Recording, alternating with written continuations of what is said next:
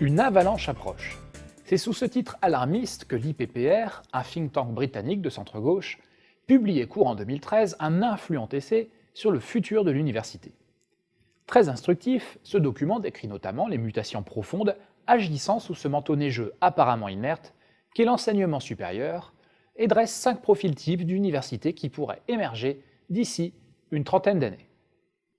L'Institut identifie d'abord certains des vecteurs de déstabilisation du modèle de l'université d'aujourd'hui. D'abord, une économie en pleine transformation avec la numérisation croissante des activités, une nouvelle géographie de la croissance, la mobilité accrue des moyens humains et une véritable guerre des talents. Ensuite, une économie en souffrance, avec une classe moyenne qui se contracte dans les pays développés, un chômage des jeunes au plus haut, une dette étudiante en plein boom et un chômage qui n'épargne désormais plus les qualifications intermédiaires. S'ajoute à cela une baisse incontestable de la valeur des diplômes qui se manifeste à la fois par une baisse du revenu moyen des jeunes diplômés et par la forte hausse du coût des diplômes. Par ailleurs, les nouvelles technologies et les pays émergents contribuent à intensifier la concurrence entre les établissements.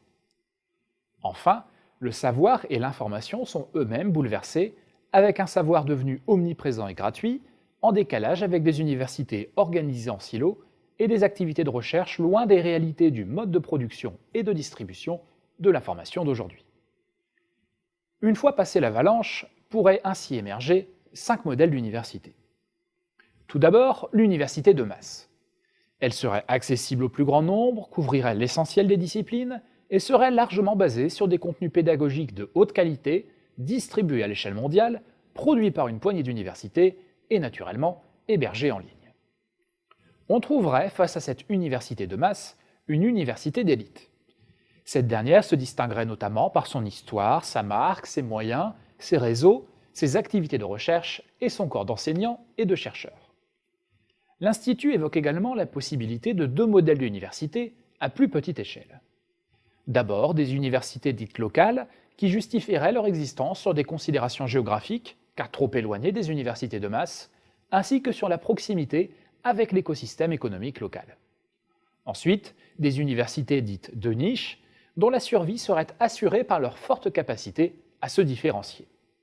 Ces universités seraient très sélectives, localisées dans des villes connues mondialement et réputées dans un domaine bien précis.